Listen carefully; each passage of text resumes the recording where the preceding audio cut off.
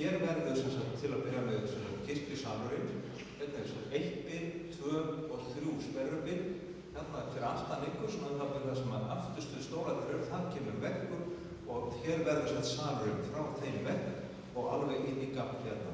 Og hann verður svona álíka stóru, ég verður aðeins stærri eftir sá sem við með bílsöður.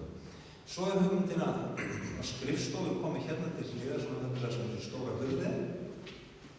Og í horninu þar verða snyrtingar, góð snyrti aðstaða, miklu betri heldur en niður frá. Og síðan verður svona fundarherbyggi þarna við gluggan, gaflgluggan þarna í austurgaflinum. Og svo verður eldhús þar í horninu og svo borð hérna, fyrir aftan sem að borðið mitt er núna kaffiborðið. Svo er til viðbótar hérna, þar sem að við hornið hérna, og við sjáum það ekki fyrir utan húsið. Þar er golfplata 90 fermetra stóð sem er búið að steypa og undirstöður undir veggi. Þar er hugmyndin að reisa skála, léttan skála, þessi svona glerskála sem verður kaffiterja, svona kaffiaðstaða, sem er stóra auka þá aðstöðuna hólið hérna og það verður mjög gott fyrir okkur að hafa rúmgott þar. Þá getum við jafnvel leitt aðstöðuna út fyrir veisluhöld og þess áfram. Þannig að þetta er svona til að byrja með, síðan kemur milliloft í 2 sperrubilin hérna austustu og þar uppi verða fundarherbyggi, snyrti aðstaða og nokkur fundarherbyggi og þess aftur herbyggi fyrir okkur vinnuherbyggi, góð fyrir hópavinnu, alfa-hópa eða 12-spora-hópa eða eins og slíkt. Þannig þetta er svona í grófum dráttum húsið, hérna hinum eina sem 180 fermetra, við ætlum að reyna að leigja það út, það er menninginn til að byrja með og vonandi getum við svo bara að tekið það í notkun sem allra fyrst, já, kannski 2-3 ár kannski og þá myndum við jafnvel færa salinn þangað til vesturs og geta þá sterkar á sig hérna. Þannig að það er ýmsu möguleikar í þessu og bara ekki betur. Við kunnum textana svona einhverju leiti. En samkvæmt þetta er svona í stórum dráttum húsið og svo bara byrjum við krafti.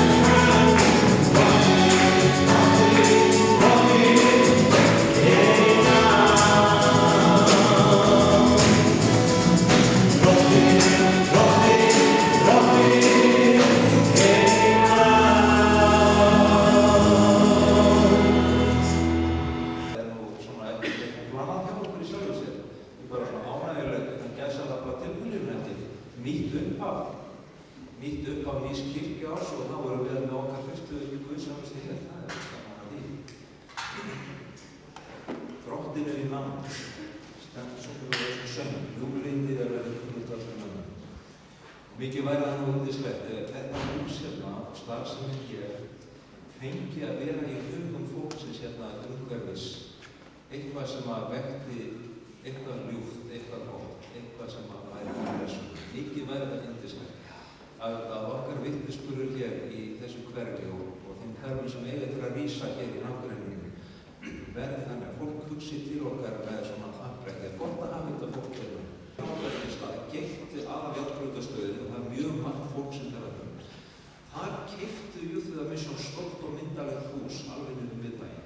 Reynt á 2 annað sjómannaheimili, mjög stórt hús sem það líka ekki langt í burtu fyrir sína starfsemi því að þau eru með mjög mikið hjálparstaf þar í Amsterdam og ekki veitir að það er mikil mannleg neyð þar, mikil neyð í þeirri borg. Margir sem eru, lifa óhamingjusömu lífi og þau keyptu þessi 2 hús og gerðu þau upp og einn annar húsi sem blasir þetta við frá járnbrautastöðinu, það er nokkur, það er einar 4-5 hæðir. Á því stendur, ef ég man rétt, hvernig var ég að þýða það? Samaritan's Inn eða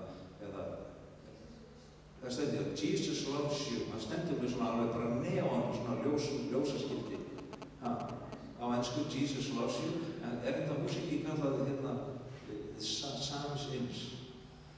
Mér minnir að það allavega, jú, það er allavega í þessu húsi starfsemi sem heitir gistihús, Mission Sama Samverðins. Það er hluti af starfseminni því að þau hafa þarna yfir höfnina.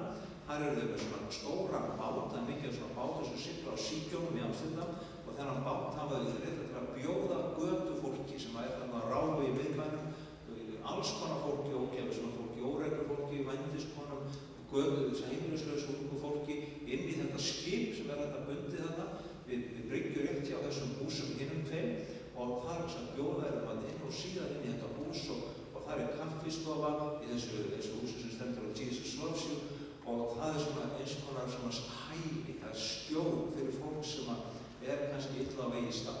Og þegar ég segi frá þessu þegar ég var að biðja fyrir þessu húsi og hvort við ættum að koma hingað, þá gaf Guð mér orð sem var með svo mikil uppörvun og það var einmitt sagan þetta þegar dæmis hans Jesús sagði Mission Sama Samverðin. Þennan mann sem hann ógæfi saman einstakling sem hafði lent í höndum óvina eða ræningja, farið illa með hann barið og rænt hann og skildi hann eftir hálfum dáinn þarna við veginn.